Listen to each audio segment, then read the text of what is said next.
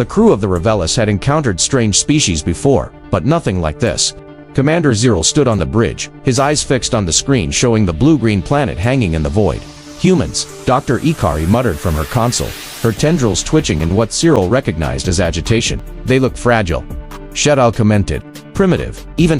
Are we sure they're capable of space travel? Ikari nodded, bringing up a series of human achievements on the screen.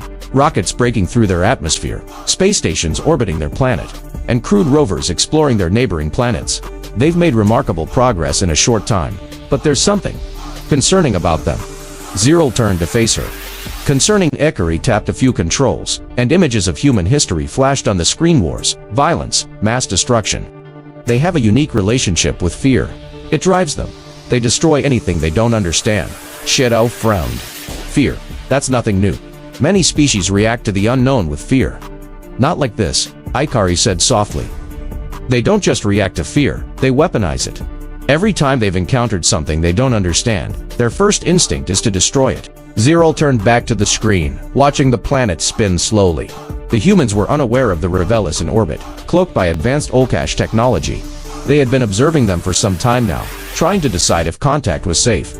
Now Zero wasn't so sure. We'll need to approach carefully, Zero said. Minimal contact, just enough to observe their reactions. Ikari looked uneasy. Are you sure that's wise, Commander? These humans, they don't react like other species. Zero waved a hand, dismissively. We've dealt with aggressive species before. We'll be fine. But deep down, something about the humans unsettled him. They were unpredictable, volatile. And as the Revelis prepared to make first contact, Zero couldn't shake the feeling that they were about to make a terrible mistake. The day started like any other on Earth. People went about their lives, unaware that they were being watched. In cities around the globe, humanity thrived in its chaotic, restless way. Then, the first reports came in. It started with strange lights in the sky. In the early morning hours, people across the northern hemisphere saw brilliant flashes of blue and green dancing across the atmosphere, far brighter than the auroras they had become accustomed to. At first, there were no official explanations. The phenomenon was dismissed as a rare atmospheric disturbance, a trick of light. But as the day wore on, the lights became more frequent and more unsettling. Objects began to appear, hovering in the sky just beyond the clouds. They were too far away to be clearly identified, but they moved with a precision that no human aircraft could match. Social media exploded with theories. Videos and pictures circulated at lightning speed, spreading panic faster than the authorities could contain it. Governments scrambled to offer reassurances, but they had no answers. Soon, the sightings became impossible to ignore. In the middle of the chaos, military forces around the world were placed on high alert. Radar systems picked up strange blips, signals that didn't correspond to anything in their databases. Fighter jets were scrambled, but none of the pilots could get a visual lock on the mysterious objects. It was as if they were there and not there at the same time. By nightfall, the world was gripped in fear. Something was watching them, something far beyond their understanding. And in the hearts of the most powerful governments on Earth, one chilling thought took hold. They were not alone. Inside the Revelis, the crew watched as the humans reacted. Zero stood at T central console, his gaze fixed on the monitors, displaying the chaos unfolding below. They're terrified, Ikari murmured, her eyes wide as she scrolled through the data streams coming in from Earth's communication networks. Their fear response is overwhelming. Their entire species is in a state of panic. Cheryl Froned, watching the global news broadcasts. Human leaders were scrambling to maintain control, but the situation was quickly spiraling beyond their grasp. This reaction, it's extreme, even for them. We've barely done anything. Ikari glanced at him, her tendrils twitching with unease. It's the unknown, Commander.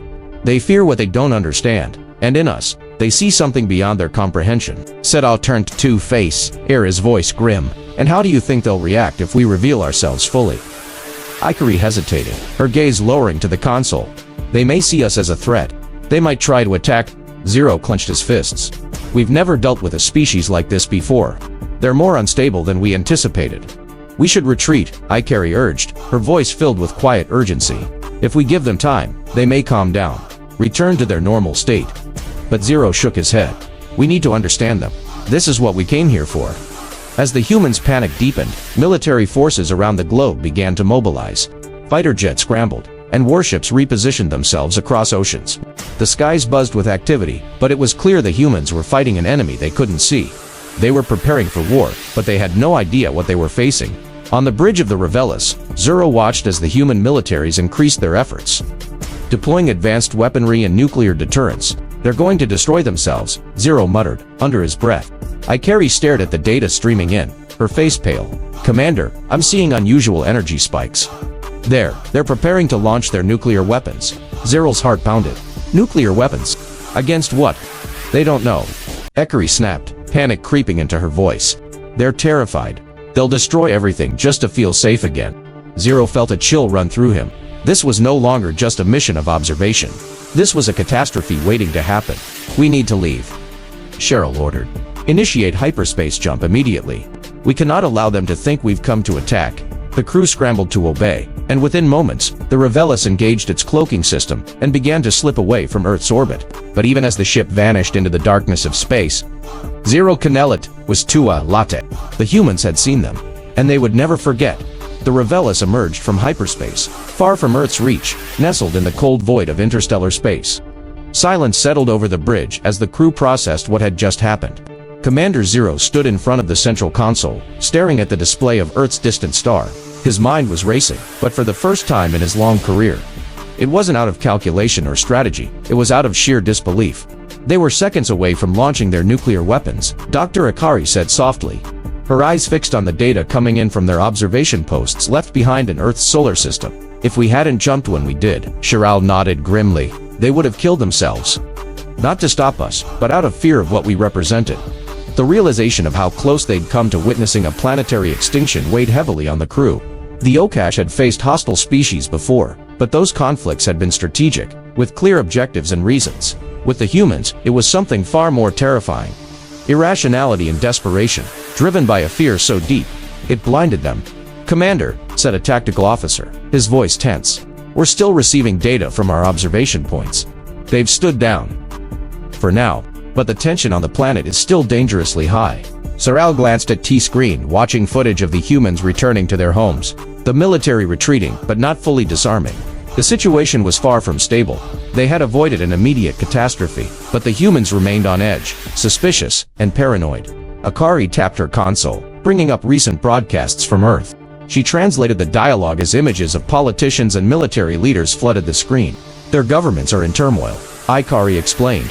Some of their leaders are arguing that the threat is gone, that the alien presence has retreated.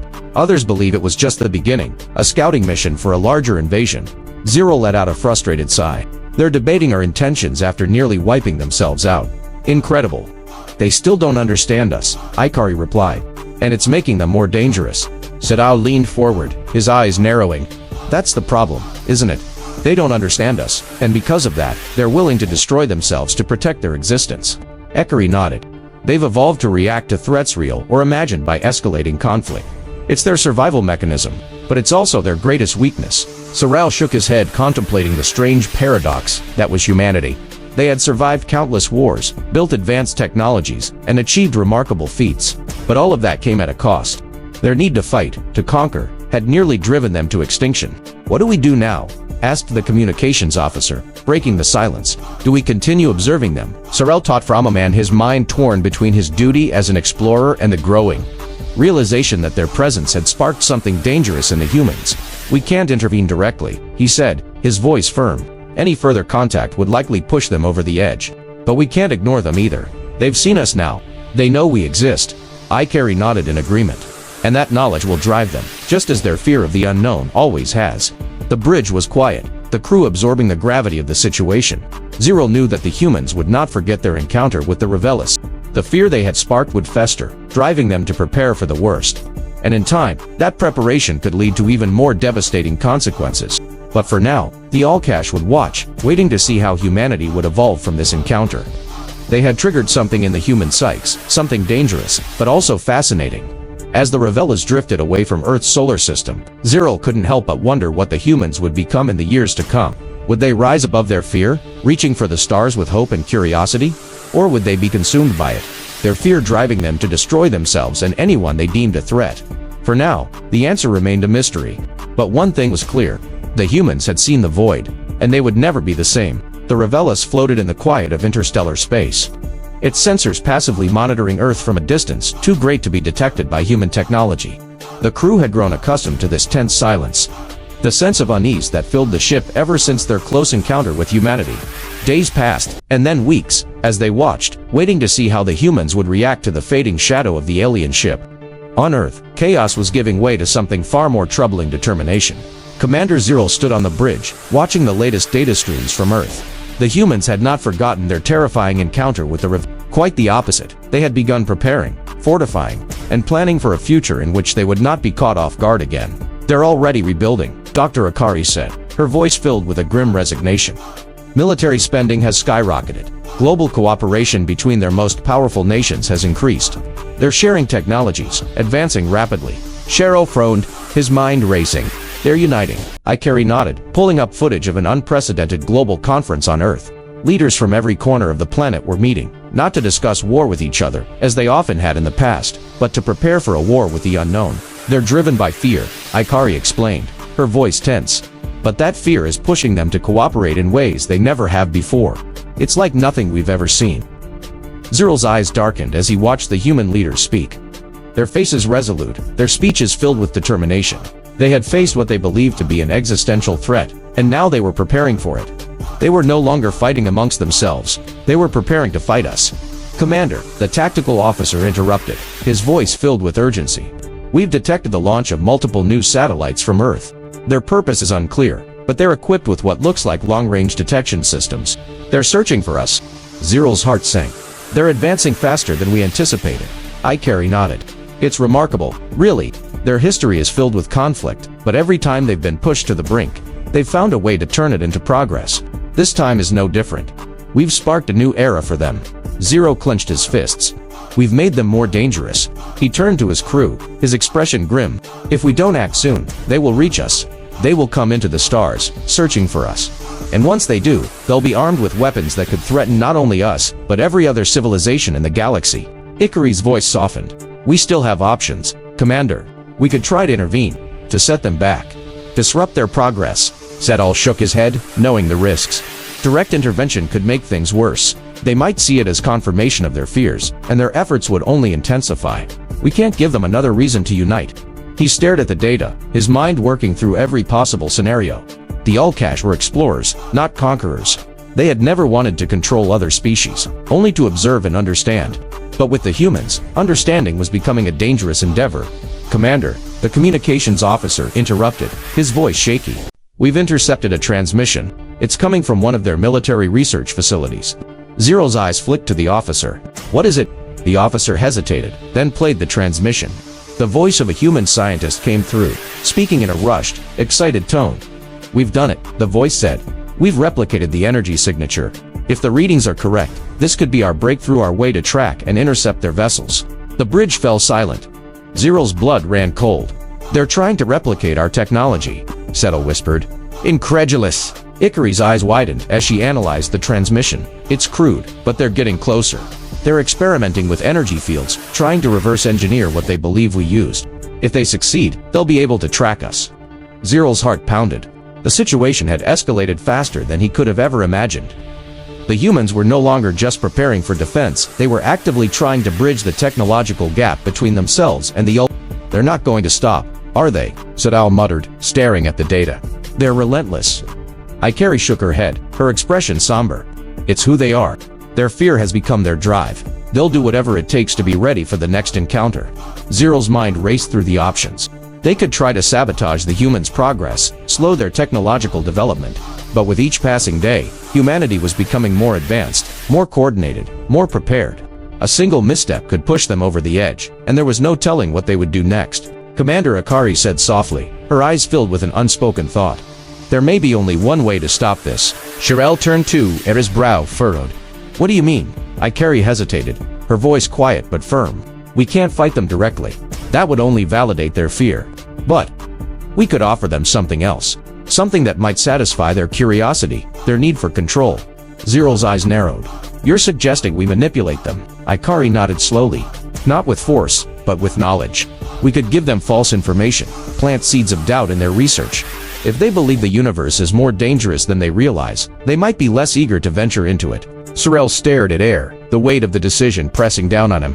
It was a risky plan, but it might be their only chance. If the humans continued on their current path, they would eventually become a threat, not just to the Olcash, but to every civilization in the galaxy. They need to believe the stars are hostile, Zero said, his voice quiet but resolute. We'll make sure they think twice before coming after us. The bridge was silent as the crew absorbed the gravity of the decision. Zero knew this was not a victory. It was a postponement, a way to delay the inevitable. We'll create a false narrative, Ikari continued. We'll let them discover evidence of a greater threat, something far more terrifying than us. Something that will make them turn inward, Zero noted, his face set with determination. Make it happen. As Ikari and the communications team set to work, Zero turned his gaze back to the distant star that harbored Earth. The humans would learn, just as they always had. But this time, their lesson would be one of caution, of fear. They would come to believe that the universe was a place of danger, not opportunity. And perhaps, in that fear, they would find a reason to stay home. As the Revelis drifted through the vast, empty void of space, Zero couldn't shake the feeling that this was only a temporary solution. The humans were too resourceful, too determined to be held back for long. But for now, they had bought the galaxy a little more time. Epilogue. Years passed, and humanity continued to advance, but their dreams of reaching the stars were tempered by a growing belief that the universe was a hostile place, filled with unseen dangers. The false data planted by the Olcash infiltrated their research, causing missteps, dead ends, and a sense of caution that slowed their progress. But deep within the hearts of a few, the desire to explore the unknown still burned. And though the Olcash had delayed their rise, the day would come when humanity would break through the veil of fear, ready once again to reach for the stars. And when that day came, the galaxy would never be the same.